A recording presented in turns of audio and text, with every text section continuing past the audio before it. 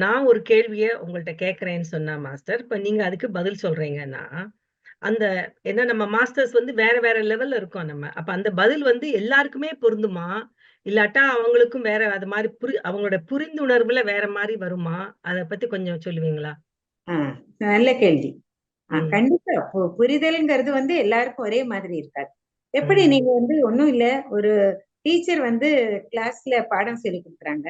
ஆனா ஒரு ஒரு ஒரு மாணவன் தானே முதல் மதிப்பெண் வாங்குறான் இல்லையா? ம். ம். அப்புறம் வந்து கம்மி வேற வேற வித்தியாசமான மதிப்பெண்கள் தானே வாங்குறாங்க. ஏன் ஏன் அப்படி இருக்கு அப்படின்னா, அங்க வந்து புரிதல்ங்கிறது சிலவங்களுக்கு கம்மியா இருக்கும். அப்புறம் அ இப்படி பதில் சொல்றத கேட்கவே மாட்டாங்க. அவங்க அவங்களுடைய சிந்தனையில வேற எங்கேயாவது இருப்பாங்க. சோ அதனால மற்ற மாணவர்கள் வந்து ஆசிரியர் சொல்றத கேட்க கூட மாட்டார்கள். கேட்காமலேயே சும்மா கிளாஸ்ல இருக்கணுமேங்கிறதுக்காகவே இருந்திருப்பாங்க. அதனால அவங்களுக்கு புரிபடாது எதுவுமே. அப்போ கிளாஸ்லயும் புரிபடாது. அதனால வீட்ல சென்றாலும் புரிபடாது. அடுத்த நாள் வகுப்புக்கு. ஆனா அங்கேயும் போய் உட்கார்ந்து அவங்களுக்கு எதுவுமே புரியாது. அப்ப அவங்க எந்த நிலைமையில அ பள்ளிக்கூடத்துக்கு வந்தாங்களோ, சேர்ந்தாங்களோ வகுப்புல, அதே நிலைமையில தான் இருப்பாங்க. கொஞ்சம் ஏதாவது கொஞ்சம் தான் புரிஞ்சிருக்கும். அதிகமா புரிய வாய்ப்பில்ல. அந்த மாரி மாணாக்கர்கள் நம்ம பார்த்திருக்கோம் இல்லையா? நம்ம படிக்கும்போதெல்லாம் அப்படி ஒரு ஒரு குரூப் இருக்காங்க. அதுக்கப்புறம் வந்து கொஞ்சம் கூட இன்னும் கொஞ்சம் நல்லா புரிஞ்சுக்கிறவங்க. இன்னும் ரொம்ப அதை அற்புதமாக புரிந்து கொண்டு, மற்றவர்களுக்கும் அத சொல்லிக் கொடுக்கும் அந்த மாரி மாணாக்கர்கள் கூட உண்டு. அந்த மாதிரி கண்டிப்பா இதுல வந்து பதில் சொல்லும்போது ஒவ்வொருத்தருக்கும் அதே மாரி தான் இங்கேயும். பதில் ம். சொல்லும்போது அவர்கள் கவனமாக கேட்கிறார்களா என்பது முக்கியம். அதுக்கப்புறம் அத வந்து புரிஞ்சுக்கிறாங்களா அப்படின்னு. எல்லாருக்குமே அந்த புனித புரிதல் அப்படிங்கிற அந்த நிஜமானத சொல்லும்போது, அது நிஜமா போய் அந்த அளவுக்கு உள்ள போய் சேருமா அப்படின்னாக்கா, அவங்களுக்கு அந்த புனித புரிதல் அப்படிங்கிற நிலைக்கு அவங்க வந்திருக்கணும். அப்பதான் முடியும். அப்புறம் எண்ணங்களே அற்ற நிலைமையில தான் எல்லாத்தையும் உள்வாங்கிக்கணும். ஏன்னா எண்ணங்கள் இருந்தாக்கா வந்து எண்ணங்கள் நடுவுல தடையா இருக்கும். நம்ம சொல்றது என்னன்னு கூட உங்களுக்கு நெறைய பேர் காதுல கூட வாங்கிக்க முடியாது. ஏன்னா எண்ணங்களே இருக்குமே மனசுல. அப்ப வந்து வெளியில சொல்றது வந்து கேட்கக்கூட செய்யாது. அந்த மாதிரி வந்து நிலையில இருக்கக்கூடாது. அதுக்கு வேண்டி தான் நம்ம வந்து 5 நிமிடம் தியானம் அப்படின்னு முதல்லயே வச்சிருக்கோம். சோ அந்த தியானத்துல என்ன ஆயிடும்னா, மனதுல வந்து எண்ணங்களற்ற ஒரு நிலையை உருவாகி, அதுல வந்து நம்ம நெறைய இந்த சொல்லப்படுற விஷயங்கள வந்து கவனமா கேட்டுப்போம். ஏன்னாக்கா இது வந்து ஒருத்தருக்குன்னு இல்லை. எல்லாருக்கும் பொதுவா தான் பதில் சொல்லப்படுகிறது.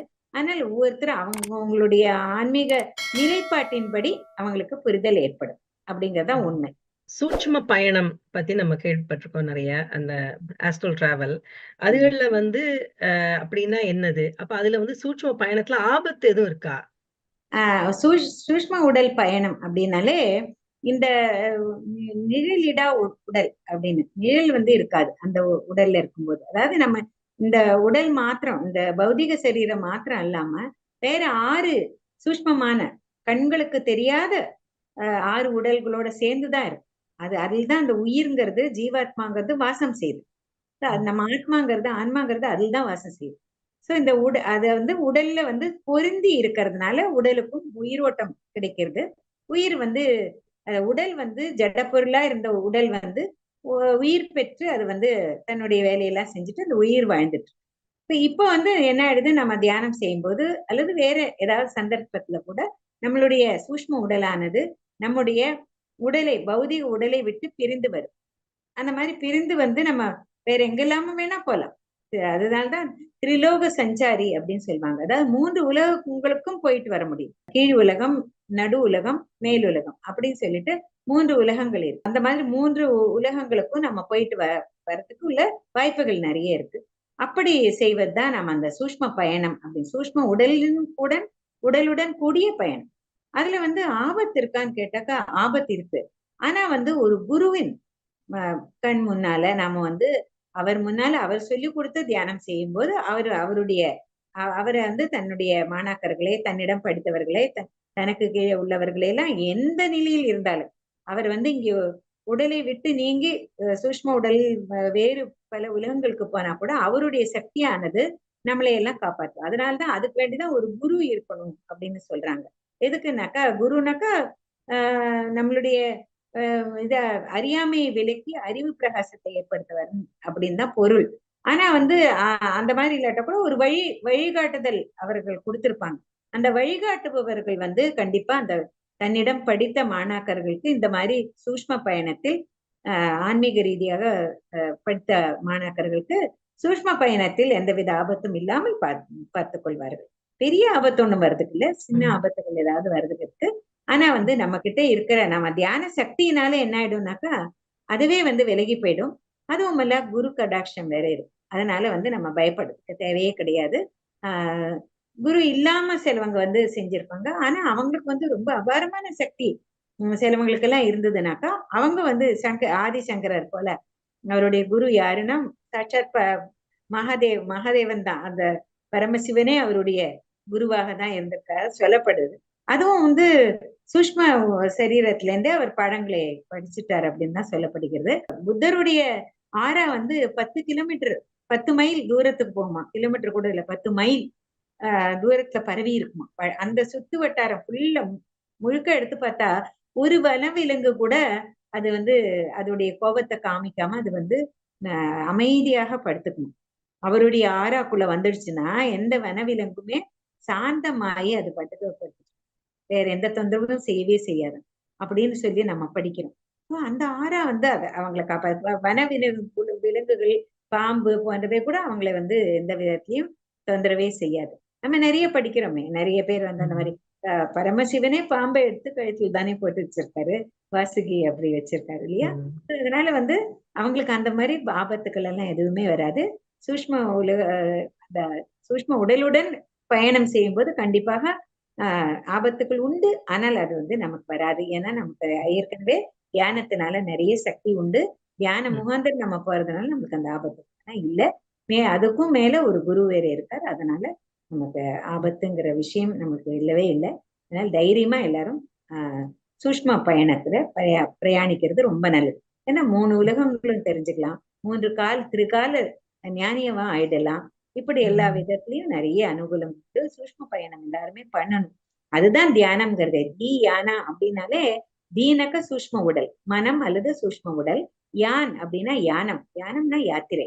சோ சூஷ்ம உடலுடன் கூடிய யாத்திரைங்கிறது தான் தியானம்ங்கிறது. சோ அதனால அது கண்டிப்பா எல்லாரும் ஒரு தடவையாவது அதை டேஸ்ட் பண்ணி பார்க்கணும். அதை ஒரு தடவை அனுபவிச்சுட்டோம்னா ரொம்ப நல்லா இருக்கும். உடலை விட்டு பிரிந்து வரும்போது என்னென்ன ஆகிறது எல்லாமே நல்லா தெரிஞ்சிடும். எல்லாருக்கும் அந்த அனுபவம் ஆட்டும் சொல்லிட்டு என்னுடைய மனமார்ந்த வாழ்த்துக்களை தெரிவிச்சுட்டேன். வணக்கம் மாஸ்டர். என்னுடைய கொஸ்டின் என்னன்னாக்க, இப்ப நம்ம ஆன்மா பல ஆரிஜின்ல இருந்து வந்திருக்கு அப்படின்னு சொல்றோம்ல. இப்ப நம்ம இறந்து போனோம்னா ஆன்மா பல இதுக்கு சூரியனுக்கு போகுது, வெவ்வேறு இடத்துக்கு, அந்த மாதிரி வெவ்வேறு பிளேசஸ் என்னென்ன, அது எங்கெங்கெல்லாம் போகலாம், பாசிபிள் பிளேசஸ் என்னென்ன? இல்ல ஆன்மா இறந்ததுக்கு அப்புறம் எங்கெங்க போகுதுன்னு தானே உங்களோட கேள்வி. நாம எப்படி அந்த ஒரு ஆன்மாங்கிறது எந்த இடத்துல இருந்து வந்திருக்கோ அந்த இடத்துக்கு தான் முதல்ல போய் சேர்ந்துட்டு அதுக்கப்புறம் அங்க நம்மளுடைய அந்த அந்த இடத்துல இருந்து ஹால் ஆஃப் மெமரிங்கிற இந்த ஞாபகம் எல்லாம் பழைய ஜென்மத்துடைய ஞாபகங்கள் எல்லாம் பதிவேடுகள் இருக்கு. அந்த மாதிரி இருக்கிற இடத்துக்கு நம்ம போய் ஆகாஷிக் ரெக்கார்ட்ஸ், நம்மளுடைய ரெக்கார்ட்ஸே பார்த்துட்டு அப்புறம் மேற்கொண்டு என்னென்ன செய்ய வேணும் அப்படின்னு சொல்லிட்டு பார்த்துக்கோம். ஏன் வந்த இடத்துக்கே போறோம் அப்படின்னாக்கா அங்கதான் நம்மளை ஆசுவாசப்படுத்துறதுக்கு நிறைய பேர் இருப்பாங்க. நிறைய ஆன்மாக்கள் நம்மளுக்கு உதவி செய்வாங்க. நமக்கு தண்ணி கொடுத்து நமக்கு படுக்க வச்சு ஆசுவாசப்படுத்தி. ஏன்னா இந்த உலக வாழ்க்கை அப்படிங்கிறது ரொம்ப கஷ்டமான வாழ்க்கை. நிறைய நம்ம கஷ்டங்களை தாங்கிதான் இதை வாழறோம் இல்லையா. எல்லாவற்றிலையுமே எதிர்நீச்சல் அடிக்க வேண்டியதானே இருக்கு. சோ அப்படி இருக்கும்போது ஒரு சின்ன குழந்தையில இருந்து எடுத்ததுன்னா கடைசி 100 வயசு தாத்தா வரைக்கும் நிறையவே கஷ்டங்கள் அனுபவிச்சுட்டு தான் வரும். உடல் ரீதியான கஷ்டம், மன ரீதியான பல்வேறு கஷ்டங்களுக்கு உள்ளாகும். சோ அப்படி இருக்கும்போது நமக்கு அந்த கஷ்டத்துல இருந்து நிவாரணம் இந்த ஆன்மா என்ன அது எல்லாத்தையும் அந்த எக்ஸ்பீரியன்ஸ் எல்லாம் கிரகிச்சுக்கும். ஆன்மா என்ன செய்யணும்னாக்கா எக்ஸ்பீரியன்ஸ் உள்ளுக்குள்ள போகாது. எந்தவித எக்ஸ்பீரியன்ஸ்குள்ள அது மனமும் உடலும் அந்த புத்தியும் மாத்திரம் பண்ற டிராமா எல்லாத்தையும் பார்த்துட்டே இருக்கும் இந்த ஆன்மா. அதை பார்த்துட்டே இருந்துட்டு அப்படியே அதை கிரகிச்சுட்டு வரும். அப்ப என்ன ஆயிடும், இது திருப்பி அதை அசை போட்டு பார்க்கும்போது இந்த விதத்துல எல்லாம் சரியா நம்ம செய்யல, நம்ம இந்த விதத்துல எல்லாம் தப்பு செஞ்சிருக்கோம் அப்படிங்கறதெல்லாம் பார்த்ததும் அதை எப்படி சரி செய்யறது அப்படிங்கிறதுக்கு அடுத்த பிறவி எப்படி எடுக்கணும் என்னது அப்படிங்கறதுல எல்லாம் நம்ம போயிடும். அதுக்காக சில இடங்கள் உலகங்கள்ல பல இடங்கள் இருக்கு, பல்வேறு உலகங்கள் இருக்கு. அந்த பல்வேறு இடங்களுக்கும் நம்ம வந்து அழைச்சிட்டு போகப்படுவோம். சோ அதனால எந்த இடத்துல இருந்து வந்திருக்கோங்கிறது தான் முதல்ல போகும். வேற எங்கேயும் போக மாட்டோம். அத மெயினா நம்ம நினைச்சு வச்சுக்கணும். அப்புறம் அதுக்கப்புறம் வந்து பூர்ணாத்மா நிலைமைக்குன்னு இல்லாட்டாலும் ஒரு பரமாத்மா நிலைக்கு நம்ம வந்துட்டோம்னாக்கா, அப்ப வந்து போன இடத்துக்கு போனா கூட அங்க வந்து எல்லாரையும் ஒரு தடவை பார்த்துட்டு அதுக்கப்புறம் நம்ம போக வேண்டிய இடத்துக்கு போயிடுவோம். நம்மளுக்கு வந்து ஒயிட் கார்டு குடுத்துற மாரி எல்லாம் ஃப்ரீயா எந்த உலகத்துக்கு வேணா நம்ம போயிடலாம். சோ நம்மளுக்கே தெரிஞ்சிடும். அந்த வெளிச்சம் தெரிஞ்சிடும். தெரிஞ்சுட்டு நம்ம அந்த மாதிரி இருக்கிற பெரிய பரமாத்மாக்கள் அல்லது பூர்ணாத்மா நிலையில இருக்கிறவங்க எல்லாம் இந்த உடலை விட்டதுக்கு அப்புறம் அவங்க அந்தந்த மேல் உலகத்துக்கு, அதாவது இன்னும் அதிகமான காசல் வேர்ல்ட்ஸ், சுப்ரா காசல் வேர்ல்ட்ஸ்ங்கிற சத்திய உலகத்துக்கு போயிடுவாங்க. சோ அதனால அவங்களுக்கு வந்து அவங்க எல்லாம் அப்படி பாருங்க, அப்படி எல்லாருமே போகணும். நம்ம அத்தனை பேரும் பிறந்த அத்தனை பேரும் பல ஜென்மங்கள் எடுத்துட்டு பல அனுபவங்களை பெற்று இந்த பரமாத்மா நிலைக்கு வந்து அதுக்கப்புறம் நாம வந்து போகும்போது பெரிய பெரிய உலகங்களுக்கு நேரடியாவே போயிடும். அதுல அந்த மாதிரி ஆன்மாவை பொறுத்து பல்வேறு உலகங்களுக்கு போக வேண்டிய நிலைமையில இருக்கு. ஆன்மாவின் நிலை பொறுத்து. ஆன்மாவை பொறுத்தா ஆன்மாவின் வளர்ச்சி பொறுத்து. வளர்ச்சி எப்படி வருது? அனுபவங்கள் மாத்திரம்தான் வளர்ச்சி. வேற எதுவும் வளர்ச்சி கொடுக்க முடியாது. ஆன்மாவுக்கு வளர்ச்சி கொடுக்கிறது நம்மளுடைய வாழ்க்கையின் அனுபவங்கள் மட்டுமே. அப்ப நீங்க சொல்றபடி பார்த்தாக்க இப்ப நமக்கு சுகமான வந்து ரெண்டுமே அனுபவம் தான். சுக அனுபவம், துக்க அனுபவம், ரெண்டு அனுபவங்களும் அது சமம்தான். அத வந்து ஆனா இது பெரும்பாலும் ரியலைஸ் பண்றது நம்மளுடைய பாடியும் மைண்டும் மட்டும்தான். நீங்க சொல்ற மாதிரி ஆன்மா வந்து ஒரு விட்னஸா இருக்கும்போது இது எப்படி அதுக்கு டிரான்ஸ்ஃபார்ம் ஆகுது? அந்த பாவ புண்ணியங்கள் பிளஸ் எப்படி டிரான்ஸ்ஃபார்ம் ஆகும்? விட்னஸா இருக்கும்போது எல்லாத்தையும் கிரகிக்கக்கூடிய சக்தி வாய்ந்தது. ஏன்னா அதுதான் இந்த அறிவு, மனசு, உடல் மூன்றையும் உருவாக்கி இருக்கிறது அந்த ஆன்மா தான். சோ அது கண்டிப்பா அது வந்து தன்னுடைய கண்ட்ரோல்ல தானே இருக்கும். சோ எல்லாத்தையுமே கிரகிச்சுக்க முடியும். அப்போ இப்ப ஒரு டீச்சர் இருக்காங்க, 4-5 ஸ்டூடெண்ட்ஸ் வந்து பதில் சொல்றாங்க. யாரோடது பெஸ்டா இருக்கு அப்படின்னு சொல்லி அவங்களுக்கு தெரியாதா? அதை எல்லாத்தையுமே சேர்ந்து அவங்க விட்னஸா தானே பார்த்துட்டு இருக்காங்க. அவங்க சொல்லி கொடுக்கறது இல்ல. ஒரு கேள்வி கேட்டுடுறாங்க. அவங்க எல்லாரும் பதில் சொல்றது எல்லாத்தையும் கிரகிச்சுக்கிறாங்கல்ல, அந்த மாதிரி ஒரு கிரகிப்பு இருக்கு நமக்கு. அந்த கிரகிச்சுக்க முடியுமா? நம்மளுக்கே நம்ம மனசே எவ்வளவோ சமாச்சாரங்கள் கிரகிச்சுக்குது. ஆன்மாவுக்கு எவ்வளவு இன்னும் சக்திசாலி இல்லையா? அதனால அது சும்மா இருந்தே எல்லாத்தையுமே கிரகிச்சு. சோ அந்த ஒரு திறன் கொண்டதுதான் ஆன்மா. அதே மாதிரி இப்ப நம்ம ஆகாஷிக் ரெக்கார்ட்ஸை நம்ம இங்க இருக்கும் போதே அதை நம்ம மெடிடேஷன்ல போய் ஓபன் பண்ணி நம்மளோட ஆகாஷிக் ரெக்கார்ட்ஸ் என்ன, நம்ம எதுக்காக வந்திருக்கோம், நம்ம பாஸ்ட்ல என்னென்ன கர்மா பண்ணிருக்கோன்றதை இங்கேருந்தே தெரிஞ்சுக்கலாம் இல்ல நம்ம இருக்கும்போது. தியானத்துல வந்து தனியா தெரிஞ்சுக்கும். அது தனியாவே திறக்கிறது தான் நல்லது. அந்த புத்தகங்களை நாமளா சென்று வலுக்கட்டாயமா எடுத்து பாக்குறத விட சில பக்கங்கள்லாம் காணாம போயிடும் அப்படி இருந்தாக்கா. ஆனா அதுவாகவே வந்து நம்மளுக்கு தரும்போது அது வந்து முழுமை தன்மை இருக்கும். அப்ப முழுமையாக நம்மளுடைய பூர்வ ஜென்மங்களை எல்லாம் தியானத்துல இருந்தே பார்த்து இந்த ஆகாஷிக் ரெக்கார்ட்ஸ் எல்லாமே உங்களுக்கு முன்னால கண் முன்னால உங்களுக்கு தெரியப்படுத்துவாங்க. அந்த மாதிரி மாஸ்டர்ஸ் இருப்பாங்க. நம்ம மனசுல எண்ணங்கள் இல்லாத போதே ஒரு மகான் வந்து நிப்பாரு, இவங்களுக்கு என்ன கொடுக்கலாம் அடுத்தது அப்படின்னு சொல்லி அந்த அனுபவத்தை எல்லாம் நம்மளுக்கு கொடுப்பாங்க. வணக்கம்மா. வணக்கம். நான் என்னோட கேள்வி என்னன்னா, இப்ப தியானம் செய்யறோம். இப்ப நானே ஒரு கிட்டத்தட்ட நான் 4 வருஷம் பக்கம் செஞ்சுட்டு இருக்கேன்மா. இது என்னன்னா, இப்ப தியானம் செய்ய செய்ய எண்ணங்கள் வந்து ஆரம்பத்துல ஜாஸ்தியா இருந்து அப்புறம் குறைஞ்சு ஒரு ஸ்டேஜ்ல நம்ம சும்மா ஏதாவது வேலை பார்த்தா கூட நமக்கு எண்ணங்கள்ங்கிறது வந்து இருக்கிறது இல்ல. தேவையில்லாத எண்ணங்கள் இல்லாம இருக்கு. அப்ப நம்ம தாட்லெஸ் ஸ்டேஜ்ல தான் நம்ம இருக்கோம். அப்ப வந்து விஸ்வசக்தி நம்ம கை கோர்த்து இப்படி தியானத்துல உட்கார்ந்தாதான் இறங்குமா?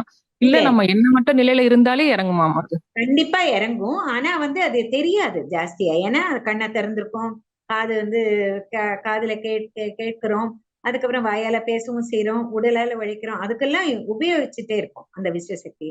மனசுல எண்ணங்கள் இல்லாத போது கண்டிப்பா விஸ்வசக்தி வரும். ஆனா அதை வந்து உபயோகப்படுத்திடும்.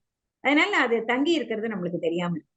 ஆனா உடல் ஆரோக்கியமா இருக்கும். ஆனா தியானத்துல வந்து அந்த விஸ்வசக்தி இறங்குறதும் அது உடல்ல எல்லாம் பரவி இருக்கிறதும் எல்லாமே நம்மளுக்கு தெரியும். கை கனமா இருக்கும், தலை கனமா இருக்கும், உடல் எல்லாம் கூட கனமா இருக்கும், இல்ல லேசாவும் ஆகலாம். பலதரப்பட்ட அனுபவங்கள் வந்து நம்மளுக்கு தியானத்துல ஏற்படும் அந்த விஸ்வசக்தி இறங்கும் போது. ஆனா வந்து வேலையில ஈடுபடும் போதோ கண்ணை திறந்திருக்கும் போதோ விஸ்வசக்தி வந்தாலுமே கொஞ்சம் தான் வரும். ஆனா வந்து அது உடனடியா செலவாயிடும். அப்புறம் எனக்கு இன்னொரு கேள்விமா, இப்ப வந்து பித்ருலோகம்னு சொல்றாங்க, மகாலய பட்சம் பித்ருக்கள் எல்லாம் வருவாங்க அப்படிலாம் சொல்றாங்கம்மா. இதெல்லாம் எந்த அளவுக்குமா எனக்கு இத முழுசா புரிஞ்சுக்க முடியல, நம்புறதா நம்ப கூடாதான்னு தெரியல. எனக்கு இதை பத்தி கொஞ்சம் விளக்கம் சொல்லுங்க. நீங்க தியானத்துக்கு வந்துட்டீங்க, அதனால வந்து அதெல்லாம் ஒண்ணும் அவசியமே இல்லை. ஏன்னாக்கா நாம இந்த தியானத்துக்கு வந்ததுக்கு அப்புறம் ஆன்மீக பாடம், இந்த பிரமிட் ஆன்மீக இயக்கம் அப்படிங்கறது ஆரம்பிச்சதே வந்து நோ டெத், இந்த இறப்பு என்பது இல்லை அப்படின்னு சொல்றதுக்கு வேண்டியது. அதுல இருந்து மனுஷங்களை அந்த பயத்திலேருந்தும் அந்த அறியாமையிலேருந்தும் மனுஷங்களை வந்து அதை வந்து அதுல இருந்து விடுவிக்கணும், அந்த அறியாமையில இருந்து அப்படிங்கிறதுக்காகவே ஆரம்பிக்கப்பட்ட பெரிய ஒரு இயக்கம் இது. சோ அதனால வந்து இறப்பு என்பது இல்லை, உடல் மாத்திரம் தானே போகுது, ஆன்மா என்றும் அழியாதது. நாம் தான் ஆன்மா அப்படிங்கறது முதல் பாடமே. இந்த பிரமிட் ஆன்மீக இயக்கத்தின் முதல் பாடம்னா அகம் பிரம்மாஸ்மி, நானே கடவுள் அப்படிங்கறதா முதல் பாடம். அப்ப அப்படி இருக்கும்போது, நாமளே கடவுளா இருக்கும்போது, நாமளே தான் அந்த ஆன்மா அப்படின்னு தெரிஞ்சுக்கும் போது என்ன ஆயிடுது, சும்மா ஒரு ஒரு வார்த்தை அளவுல அந்த அளவுல தெரிஞ்சுட்டா, அந்த ஒரு அறிவுங்கிற அளவுல தெரிஞ்சுட்டா கூட போதும். அது வந்து அனுபவமா உங்களுக்கு தெரியாம கூட இருக்கலாம்.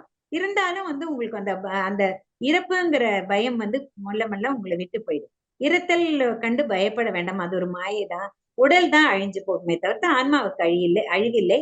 நான் வந்து என்றும் அழிவில்லாத ஆன்மா அப்படிங்கிற ஒரு நிச்சயமான ஒரு இது வந்துடும் மனசுல. அப்படி இருக்கும்போது வந்து அப்படி நினைக்கும் போது என்ன ஆயிடுது, மற்றவங்களுடைய இறப்புலையும் நம்ம பயந்துக்க மாட்டோம். மற்றவங்க எதுக்காக அதுக்காக எதுக்கு நம்ம கவலைப்படவும் மாட்டோம், பயப்படவும் மாட்டோம். ஏன்னா இருத்தல் என்ற என்ன அப்படிங்கிறது நல்ல சரியா விளக்கமா தெரிஞ்சிட்டு. அப்ப வந்து மற்றவங்க வந்து உடலை விட்டு நீங்குறாங்களே தவிர்த்து அவங்க ஆன்மா என்றைக்கும் அழியாதது. அவங்க வந்து போக வேண்டிய இடத்துல போயிடுவாங்க. அப்புறம் அங்க கற்க வேண்டிய சமாச்சாரங்கள், அங்க வந்து அங்கிருந்து தெரிஞ்சுக்க வேண்டிய சமாச்சாரங்கள், தங்களை பற்றி தெரிஞ்சுக்க வேண்டிய சமாச்சாரங்களை கற்று தெரிஞ்சு அடுத்த பிறவிக்கு ரெடி ஆயிடுவாங்களே. அப்புறம் அவங்களுக்கும் நம்மளுக்கும் கனெக்ஷன் கிடையாது. விட்டுட வேண்டியதான், அவங்கள விட்டுட வேண்டியதான். அவங்க பாட்டுக்கு அவங்க போவாங்க. அந்த மாதிரி எல்லாம் இங்கேருந்து ஏதாவது செய்யறதுனால அவங்களுக்கு நன்மைன்னு நினைக்க கூடாது. எப்பவுமே மேலிடத்துல இருந்து தான் கீழே வந்து நன்மை கிடைக்குமே தவிர்த்து கீழேந்து நன்மை மேல இடத்துக்கு போகாது அப்படிங்கறது தெரிஞ்சுக்கணும். தண்ணி எப்படி கீழேந்து மேல மோட்டர் வச்சாதானே கீழேந்து மேல போகுது, மோட்டர் இல்லைன்னா சும்மா தண்ணி மேல போகும். ஆனா மேல இருக்கிற தண்ணி கீழே வர முடியும் இல்லையா? அதுதான் அந்த ஓகே மாதிரி. மேம். அப்ப வந்து அவங்க வந்து வருவாங்க, இந்த மகாலய பட்சத்துல நம்ம கூட பாப்பாங்க, அதெல்லாம் சும்மாவாமா? அதெல்லாம் இல்ல இல்ல இல்ல, அவங்க வருவாங்க, பாப்பாங்க. அவங்களுக்கு இஷ்டப்பட்டா வந்து பாப்பாங்க. அதனால என்ன, நம்ம தியானத்துல இருப்போமே, நம்ம நல்லா அவங்கள பார்க்கலாம், அவங்க கூட பேசலாம். அதோட நமஸ்தே, அவ்வளவுதான். நம்ம இந்த உலகத்துல இருக்கிற வரைக்கும் தான் அந்த சொந்த பந்தம் எல்லாம், நட்பு சொந்த பந்தம் எல்லாம் இது வரைக்கும். நட்பு ஆனா வரும், ஆனா வந்து சொந்த பந்தம் எல்லாம் அது வரைக்கும் தான். அதனால நட்பு என்னைக்குமே இருக்கக்கூடியது. அதனால நண்பர்களா நம்ம நினைச்சிருந்தோம்னா அவங்க எல்லாம் வந்து நம்ம கூட பழகுவாங்க, பேசுவாங்க. அவங்க கூட பேசலாம், அவங்க ஆன்மா கூட பேசலாம். அவங்க உருவெடுத்து அவங்க எப்படி இருந்தாங்களோ, எப்படி நம்ம பார்த்திருக்கோமோ அதே மாதிரி உருவெடுத்து அவங்க தியானத்துல பார்த்து பேசணும். மாலைபட்சம்ங்கிற அந்த அந்த நாட்கள்ல வந்து நாம நிறைய தியானம் செய்து அந்த மாதிரி பிதர்களை, இந்த உடலை விட்டு சென்றவர்களே, நம்ம குடும்பத்துல இருந்தவங்க அவங்களையெல்லாம் நம்ம தரிசிக்கும் ஒரு வாய்ப்பு நம்மளுக்கு கிடைக்கும். அவங்களுக்கு வேணும்னா அவங்க வருவாங்க, நம்மளுக்கு வேணும்னாலும் அவங்க வருவாங்க, இல்லாம வரமாட்டாங்க, சும்மா வரமாட்டாங்க. அவங்களுக்கு ஒரு வேலை இருக்கணும், அதே மாதிரி நம்மளுக்கும் அதுல இருந்து ஒரு நன்மை இருக்கணும். அது மாத்திரம் நினைச்சுதான் வருவாங்க. வந்தாக்கா நல்லா பேசிட்டு அவங்களை அனுப்பிச்சிட வேண்டியது. அதுக்காக வந்து எதுவுமே இது செய்ய. ஆனா பண்ணணும், இத பழைய குடுக்கல, அத குடுக்கலன்னுலாம் கோச்சுக்குவாங்க, அப்படிலாம் அதெல்லாம் ஒண்ணும் இல்லையாம்மா? அதுதான் பழைய காலத்து, அதுதான் சொல்லுவாரு. பழைய காலத்தவங்கள இது எதுக்காக வச்சிருக்காங்க அப்படின்னா, 4 பேருக்கு சாப்பாடு போடுவோம், 4 பேருக்கு நம்ம கிட்ட இருக்கிற பணம் கொடுப்போம். இது ஒரு காரணம் வச்சுதானே ஏதாவது செய்வோம். இல்லாட்டா ஒண்ணுமே நம்ம வந்து அந்த ஈதல்ங்கிறதே இருக்காம இருக்கு. ஈகைங்கிற சமாஜத்துக்கு அர்த்தம் கூட தெரியாம வாழ்ந்துட்டு இருக்கு இல்லையா? ஆனால் வந்து பெரிய மகான்கள்லாம் என்ன சொல்லிருக்காங்க, நீங்க எவ்வளவு சம்பாதிச்சு உங்களுடைய தேவைகள் எல்லாம் போக பாக்கி இருக்கிறதுல 50% வந்து வெளியில எல்லாருக்கும் கொடுக்கணும்னா கொடுத்துருவோமா? கொடுக்க மாட்டோமே. சோ இப்படி எல்லாம் வச்சாலாவது அவங்க ஏழை இவங்கெல்லாம் வந்து அந்தணர்கள் வந்து அதை செய்துட்டு அந்த பூஜைக்காக அப்படின்னு சொல்லிட்டு ஒரு பணத்தை கொடுப்போம். சும்மா கொடுத்துட மாட்டோம். அவங்க பூஜை செஞ்சு அதுக்காக ஒரு திருப்பி கொடுக்கறது அப்படிங்கிற மாதிரி தட்சிணை மாதிரி கொடுத்துருவோம் இல்லையா? அப்பதானே அவங்கள வச்சு சாப்பாடு எல்லாம் போட்டு எல்லாம் பண்ணுவோம், இல்லாட்டா பண்ண மாட்டோமே. அதுக்கு வேண்டி அவங்க வச்சிருக்காங்க. அதுதான் ஒரு காரணமே தவிர்த்து நிஜமான காரணம் இருக்கவே முடியாது. அவங்க அப்படி வந்து அவங்க இதுல கலந்துக்கணும்னா இந்த சாப்பாடு எல்லாம் சாப்பிட மாட்டாங்க. உடலை விட்டு நீங்கியாச்சுனாக்கா இந்த சாப்பாடு எல்லாம் அவங்களுக்கு வேண்டாம். ஒருத்தர் திருப்தியா சாப்பிடும்படியான நாம சாப்பாடை கொடுத்தோம்னாக்கா அது அந்த திருப்தியானது அவங்களுக்கு போய் சேரும். அவங்க வந்து சந்தோஷப்படுவாங்க. இன்னொருத்தர் வந்து திருப்திப்படுத்தவே முடியாது. அதுதான் உண்மை. அதை தெரிஞ்சுக்கணும். சோ அதனால வந்து இது வெளி வேஷங்கள் தான். அதெல்லாம் சும்மா ஒரு ஏதாவது ஒண்ணு செய்துட்டு இருக்கணுமே, இந்த உலகத்துக்கு வந்துட்டோம், எதையாவது ஒண்ணு சொல்லி செய்யணும். அது பெரியவங்க வந்து எதுக்காக வச்சேன்னா, ஏழையா இருக்கிற அந்த அவங்க எல்லாம் வந்து இதுல கொஞ்சம் சாப்பிட்டுக்கட்டும், கொஞ்சம் பணம் சம்பாதிக்கட்டும் அப்படின்னு சொல்லி வச்சு நன்றும் தீதும் பிறர் தர வாரா. Okay okay okay. நல்லதும் வராது, தப்பும் வராது. நாம நினைச்சோம்னாதான் நம்மளுக்கு தப்பு வரும். நம்மளுடைய எண்ணங்களை பொறுத்துதான் நம்மளுடைய தப்பு. சரியா? ஒரு ஈகை குணம் உள்ளவங்க, நீங்க எல்லாருக்கும் கொடுக்கணும் அப்படின்னு நினைச்சிடுவீங்க. தியானத்துக்கு வந்தாலே அப்படி ஒரு நினைப்பு வந்துடும். அப்ப மற்றவங்களுக்கு கொடுத்துட்டே எப்பவுமே கொடுத்துட்டு இருக்கும் போது உங்களுக்கு வந்து எந்தவித பிரச்சனையும் இருக்காது. இப்ப இதுக்காக ஸ்பெஷலா ஒரு நாள் வச்சிருக்காங்கன்னா அப்போ மட்டுமே யாராவது அப்படின்னு சொல்லிட்டு தான், வேற ஒண்ணும் இல்ல. அப்ப வந்து வணக்கம் வணக்கம் கிரிஜா மேம். எல்லாருக்கும் நான் சொல்றேன், தெரிஞ்ச ஆட்கள் எல்லாருக்கும் சொல்லிக் கொண்டுதான் அப்படியே செஞ்சுட்டு வாங்க. அதே மாதிரி செய்யுங்க. நிறைய பேருக்கு சொல்லுங்க, நிறைய பேர் இதுல இணையவைங்க. எல்லாருக்கும் நல்லதாகும். மாஸ்டர், இப்ப நீங்க போன கொஸ்டினுக்கு ஒரு ஆன்சர் சொல்லிருந்தீங்களா, அதுல இருந்தே ஒரு கொஸ்டின். இப்ப நம்ம வந்து பாவ புண்ணியத்துக்கு பொறுத்துதான் நமக்கு அடுத்த பிறவி கொடுக்கப்படுது. இங்க இருந்து நம்ம போயிட்டாலே எல்லா சோலுமே எலிவேட்டட் சோல் தான். இப்ப அவங்க பித்ருக்காக கேட்டாங்க இல்லையா? ஆமா. இப்ப அத சம்பந்தப்பட்ட கொஸ்டின் இது. இப்ப இங்க இருந்து சோல் போயிடுச்சுனாலே அது பாவ புண்ணியங்களுக்கு தகுந்த மாதிரி பாவ கர்மாக்கள் அதிகமா செஞ்சுட்டு போனாக்க இங்க இருக்கிற மனித சோலோட ஒரு லெவல் டவுன்ல தானே இருக்கும். அது நம்ம எப்படி வந்து ஹையர் லெவல்ல இருக்குதுன்னு நம்ம சொல்றோம்? அதை பத்தி கொஞ்சம் கிளாரிட்டி கொடுக்க முடியும்? ஹையர் லெவல்ல இருந்தாக்கா அந்த ஹையர் வேர்ல்ட்ஸ்க்கு போவாங்க. அதுக்கு ஏத்த மாதிரி இருக்கிற உலகம் கிடைக்கும் போறதுக்கு. ஹையர் லெவல் இங்கதான் வந்து நீங்க வந்து லோவரும் ஆக்கிக்கலாம், ஹையரும் ஆக்கிக்கலாம். புரியுதா? இந்த உலகத்துல தான் அது செய்ய முடியும். வேணும்னா நினைச்சதுன்னா ஹையராவும் ஆக்கிக்கலாம். தீய செயல்கள் மற்றவங்களுக்கு எல்லாம் துன்பம் கொடுத்துட்டே இருந்தோம்னாக்கா பாவ கர்மாக்களை ஜாஸ்தி ஆக்கிட்டு லோவர் லெவல்லையும் போகலாம். இந்த ஒரு இது இருக்கு. சோ நீங்க கேக்குறது வந்து எல்லா சோல்ஸுமே அங்க இருந்து அங்க போயிட்டாங்கன்னா வேற ஹையர் வேர்ல்ட்ஸ்ல இருந்து தான் நினைக்கிறீங்க. அப்படி கிடையாது. அங்க அந்தந்த சோலுக்கு ஏத்த மாதிரி தான் உலகங்கள் இருக்கு. ஹையர் சோலுக்கு ஹையர் லெவல், லோவர் சோலுக்கு லோவர் லெவல். அப்படி லோவர் ஆஸ்ட்ரல் வேர்ல்ட்ஸ் ஒண்ணு இருக்கு, ஹையர் ஆஸ்ட்ரல் வேர்ல்ட்ஸ் இருக்கு, நிறைய இருக்கு. அதனால அதுல வந்து குழப்பமே கிடையாது. Okay master. இப்ப இன்னொரு கொஸ்டின் வந்து, இப்போ நமக்கு வந்து பாடி நமக்கு புரியுது, மைண்ட் புரியுது, சோல்ன்றது நம்மளுக்கு வந்து பின்னாடி பேக்ரவுண்ட்ல தான் அதுதான் ஆக்சுவலா இருக்குது. அதோட பிரசன்ஸ் தான் நம்ம பாடி அண்ட் மைண்டா நம்ம பாக்குறோம். இப்ப இங்க இருந்து நம்ம போனதுக்கு அப்புறம் பாடி அண்ட் மைண்ட் நம்மளுக்கு கட் ஆஃப் ஆயிடுது. வெறும் சோல் மட்டும் தான் டிராவல் பண்ணுது. மைண்ட் இருக்கு, உடனே கட் ஆஃப் ஆகாது.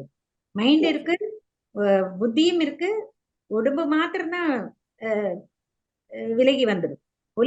உடல் மாத்திரம்தான் அழிஞ்சு போயிடும்.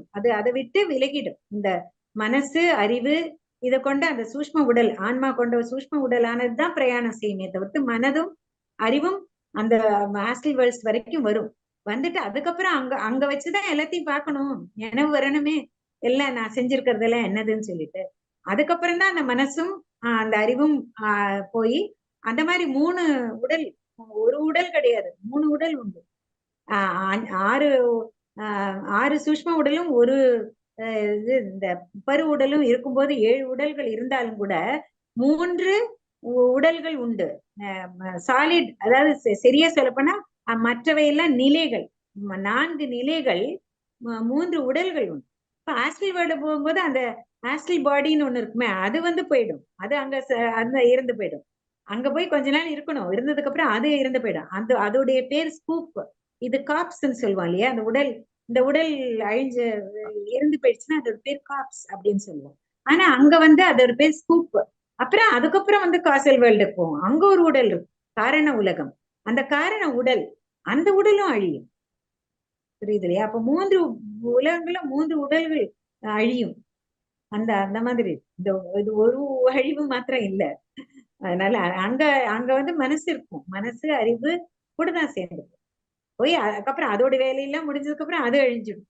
அதுக்கப்புறம் நீங்க இன்னும் சிறந்த ஆன்மாவா நீங்க இங்கேயே வந்து ரொம்ப பெரிய பரமாத்மாவா நிலையில நீங்க வந்துட்டீங்கன்னாக்கா எல்லாரையும் உங்களை நீங்களே பார்த்துக்க முடியுது அப்படிங்கிற நிலை வரும்போது, எல்லா உயிரினங்கள்லயும் உங்களை நீங்க பார்த்துக்க முடியுது அப்படிங்கிற ஒரு நிலை வரும்போது பரமாத்மா நிலையில இருக்கீங்க. அந்த மாதிரி பரமாத்மா நிலையில வந்ததுக்கு அப்புறம் வந்து நீங்க வந்து திருப்பி பிறவி எடுக்க வேண்டிய அவசியம் இல்லை. அப்ப அதுக்கு ஏத்த மாதிரி போயிடலாம். இன்னும் அதிகமா இருந்தாலும் பரமாத்மா வந்து இங்க வந்து சில வேலைகள் எல்லாம் செஞ்சு இங்க மனிதர்களுக்கு உதவியா இருக்கணுங்கிற ஒரு கடமை வந்துச்சுனாக்கா அந்த கடமைக்காக இங்க உடல் எடுத்து இங்க வந்து அதுல வாக்கின்ஸ் இருக்கு, இல்ல பிறவி எடுக்கலாம். அப்படியாக வந்து ராமர் வந்து பல அவதாரங்கள் எடுத்தார்ல, அந்த மாதிரி பல அவதாரங்கள் எடுத்து நாமளும் வந்து இந்த உலகத்துக்காக நன்மை செய்யணுங்கிறதுக்காக வந்து அந்த பரமாத்மா பூர்ணாத்மால நிலைக்கு இங்க இருந்து அதுக்கப்புறம் உடலை விட்டதுக்கு அப்புறம் அந்த பூர்ணாத்மாவா மாறிடும், அந்த நிலைக்கு வந்துடும். பூர்ணாத்மா தான் மற்ற ஆன்மாக்களை உருவாக்கும் நிலையில